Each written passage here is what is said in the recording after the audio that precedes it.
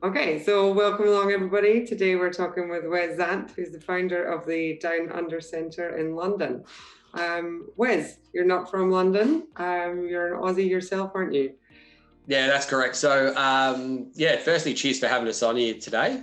You've been doing a few of our webinars, which is good. So, I'm from Melbourne originally, sunny Melbourne, and then plumber by trade. But I ended up my journey to get to where the business is now and what we've done. I ended up heading from Melbourne. Thought I was a bit of a hippie, I think. I moved to the desert when I was about 24. I worked as a plumber at Ayers Rock Resort and had a really good time out there, and then ended up hitchhiking down and ended up living in a hostel in Esperance. It's like south of Western Australia, and stayed in the hostel for a year, and then met a lovely young French lady, and we ended up spending, it was about 3.5 years, and we went the whole way around Australia. Like, didn't live in a town that had a traffic light, just fished and surfed, and I picked up plumbing work. She was doing whatever, any work she could really do. I think at one point, Leona, we were working in a caravan park in Yamba, northern New South Wales, and we set up we had a pretty good lifestyle. We actually lived in the caravan park for about 6 months or maybe longer, and we sort of ended up cleaning the cabins. So from 10 o'clock to 1 o'clock, we cleaned all the cabins for the next people that came through. But it worked out well because you could wake up, go for a surf, go fishing in the evening, meet lots of people in the caravan park. And I don't know, Yamba was just a beautiful part of the world. But anyway, we made the decision to move to France, which I thought was going to be really good. So my partner at the time went over to France, and I spent I think it was 2 months, a bit over 2 months, with a couple of mates from northern New South Wales, and slowly made our way to Broome, where I sold my car and my little tinny and everything. And then lived in France for a while, but the big problem was I couldn't speak French. I tried my hardest as I was driving around. I was like listening to all these, CDs at the time. I guess you put them in your car and you learn French. And anyway, I got there, ended up sanding boats at a marina in the south of France to earn a bit of money. That sounds nice. Didn't really like it because I guess I couldn't really talk. And I just came from this amazing adventure, an Aussie going around Australia. It doesn't sound that big, but it's a beautiful country, and I literally got to go around the whole way. It just, if I could recommend anyone to do it at a young age, even an Aussie, just 100%, because it's hard, it's difficult finding work, meeting new people, but everyone's so welcoming in those small towns, those regional areas. But anyway, then I moved to London, and then it was in 2008, and the world collapsed with the global crisis we went through. So from earning sort of 60 to $70 as a plumber traveling around Australia an hour, to then be on, I think I was on £12.50 working in London on construction sites. It wasn't ideal, and then I ended up getting a job working with plumbers and assessing plumbers that wanted to migrate to Australia. And I sort of was, I really enjoyed it. I think I enjoyed getting to meet people that wanted to move there and just giving them my advice. I always had a passion for plumbing, and traveling as well. So then I came up with an idea of sort of setting up the first walking centre in the UK where people could find out information about migrating to Australia and New Zealand as well. So sort of teamed up with Immigration New Zealand, teamed up with lots of Australian companies that would benefit from migrants coming over. We then started running seminars. I used to work with lots of registered migration agents at the time, and I always had a connection working with the organisation that assessed electricians for the purpose of migration. Right. So we built that, and then over the years, we then as the business has grown to where we are now, we actually now work directly with TRA-approved skills assessing bodies, and have registered migration agents working with us, but also work with other migration agents, and really focusing on the skills assessment side for anyone who holds a UK, Irish, European, or South African passport that. It could be a plumber, electrician, carpenter, welder, joiner, fabricator, sheet metal worker, cook, hairdresser, mechanic, diesel mechanic. It's quite a few. It goes on there. So, sort of got into doing that. And I think that's where we've really stamped our ground over here in the UK, and we've been able to assist people. But it's pretty good. I mean, obviously there's a pandemic on at the moment, hence why you're coming in live from my kitchen with all the kids' drawings in the background. They're not mine. I couldn't draw that good. So yeah, I guess it's been tough, but it's been a great journey. We migrate lots and lots of people. And I think now, more than ever, migrations, you're a migrant yourself. When you migrated, it was hard enough, obviously, with the visa side, the relocation side, and you've set up your amazing company to assist people. I think at the moment, we've got lots of clients. I mean, I know my business itself has over 90 clients at the moment that have paid their government fees, maybe sold their car, their house, quit their jobs. They're expecting to be on a plane. We had 2 clients the day the border shut. We're meant to be flying from the UK. And I had phone calls at 6 a.m. in the morning. You sort of become mates with your clients. So they just called me via Facebook and like, what do we do? What do we do? And it's like, well, if you can't get into Oz, you're just going to have to wait and let's just see. You don't want to go all that way and then be declined and then have to come all the way back. But then again, so many clients, just really good people that, with young kids that want to make the move. And it's just heartbreaking because maybe they've been living in short-term accommodation, maybe caravans, just doing what they can to get by. And unfortunately, immigration hasn't really come out and given too much advice of when the borders are going to be open or when they're going to be accepting visas. And then we've had random visas, like plumbers get 491 visa grants. And even a couple of weeks ago, we had a hairdresser get a 491 visa. We've had lots of nurses get their visas and been able to enter. We've had a fitter. We've had quite a few people that have been able to do that. But I think now more than ever, it really is the emotional side off the migration. Even before we started this today, we were talking about flights to Oz and, the amount of people that are getting bumped off flights. And I guess you would see that as well. So it's definitely, and it's made our job a lot harder because we try now not to book any accommodation until they're on that flight, so they're not paying rent while they're waiting on their flight, and then the flight doesn't happen sometimes.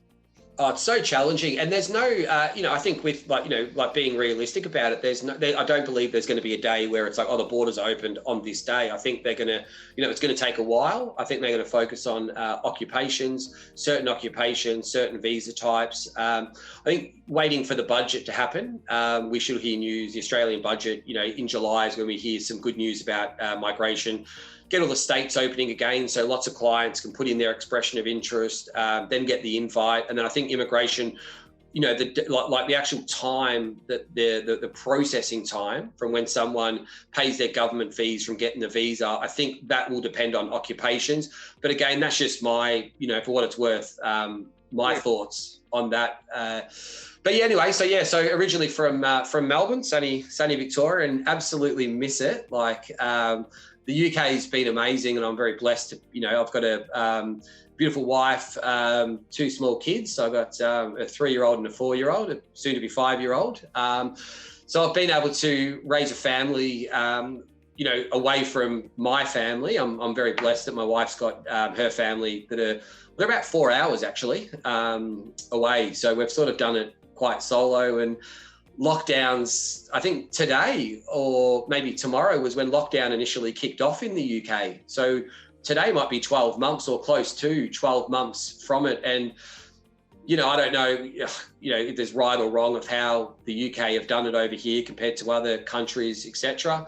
But it's been quite tough. And I know, running a business, even just having to hire new people and everything, you can't really furlough staff when you're a migration company, but then at the same time, you've got when are the borders going to open? So you've just got to be quite honest and open with people. And as a business, way before the pandemic started, we put all of our clients in a Facebook group. So we can update them on a regular basis. Well, when we're told with immigration news, we can update them with relevant information, but also they can use each other as support, because it's not just a financial thing anymore with migration. It is all about the emotional side. And what I'm noticing is lots of employers reaching out to us. So we have a product that connects migrants to employers, and as well as yourself, like with relocation companies. And even this morning, I've got off the phone to a young guy in Melbourne who's looking to sponsor hairdressers in Wangaratta, but also down there in the heart of Melbourne too. And he's screaming out for him. Friday, there was a company that's just looking for bricklayers. They need as many as they can get Australia-wide. They're an organisation that works with employers for bricklayers. I know today we posted a job for WA for electricians. So we're dealing with lots of employers in that space where we provide a really good service. We're not a recruitment company, so we don't charge recruitment fees to employers. It's really straightforward. If one of our migrants can get offered a job, great news for our client, great news for the employer. Can you pick up on your services? And I believe they find a house or they find a job, it makes it a lot easier to work out where they're going to be living, work out where they're going to put the kids in school, whereabouts they can start looking for rental, which at the moment I believe is an absolute nightmare. Another hurdle that our clients are going through. One of our clients in WA was saying that he's paying more money at the moment to offering more money for rental in WA, and he's still not being picked up. So more hurdles, I guess, unless it's Sydney or Melbourne, I think it's very, it's a tough market to get a rental. Yeah, and I don't know. I think the world, as we know it, like the travel industries, is going to be harder in the UK for people to sort of get abroad. Obviously, we've got the vaccines. Got to watch that space to see if they're going to make that a priority. I guess of people getting vaccinated to enter Australia and other parts and other countries. I know there's lots of talks about it. I think every year we get thrown up about is Australia, New Zealand, Canada, and the UK going to have everyone could travel between each country. That gets thrown up a lot. But I don't see that really happening when you've got a population of 65 million in the UK and a 25 million in Australia, just because you have a UK passport. If we can't get skilled migrants coming in now and finding them places to be, I think opening the borders up and letting everyone in will be a bit of a nightmare. So it's very much watch this space at the moment, but that's my background. Big passion for travel migration. I love being a plumber as well. Like I believe that working in Oz as a tradie, very different to the UK. It's got lots of perks. Even any employment, even with the super that a person gets at 9.5%, there's lots of things on that. So. Yeah, really excited to be part of this culture that we've created at the Down Under Centre. And it's weird because I'm usually interviewing you about, like with the webinars and everything. So a little bit nervous about this one, to be honest. That's what I was going to say. You mentioned that you posted jobs. Where are you posting those jobs about? Yeah, so we set up a product called the DUC Employment Hub, which is a tool that connects migrants to employers. So we've always had the battle trying to, when we've run events, etc., we might get a construction company come over and say, we're looking for all these carpenters, for example. We then would make an email introduction to our people that have expressed interest to work in Australia as a carpenter. Then before I knew it, I sort of became like a middleman where I'm getting clients say, I've had a meeting with this particular company in Australia. They seem happy with it, but I haven't heard back. Then I call the company up and they're like, yeah, but I need them now.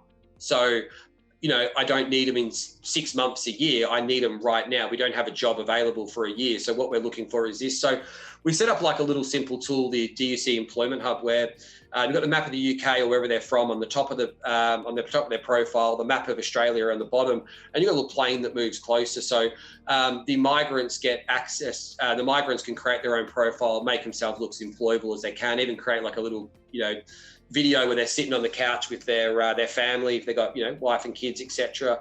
Just sort of explaining why they would like to move to Australia, what they're sort of looking for. Obviously, everyone moves for different ways. Some people go to Oz to earn lots of money in the mines. Other people want to have an easier lifestyle, warmer weather, spend more time with the kids. You've got lots of young people that just want to go out there and just travel as they should, go out there and experience. So yeah, we set the Employment Hub up where the employer actually gets information, where they can log on. We vet the employer, they can log on and actually view the migrants. And again, when the plane moves closer to Australia, it actually alerts the employer if they're interested.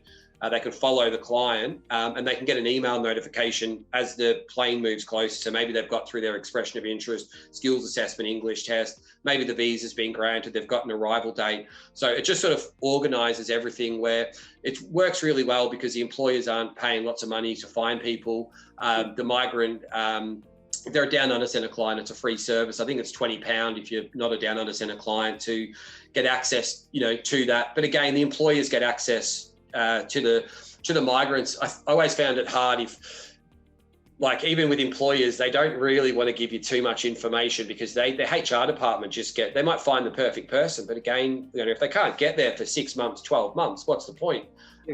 Maybe they're on an occupation that isn't on the skilled list, and therefore they're unable to reach certain visa targets, etc. So yeah, but we post them.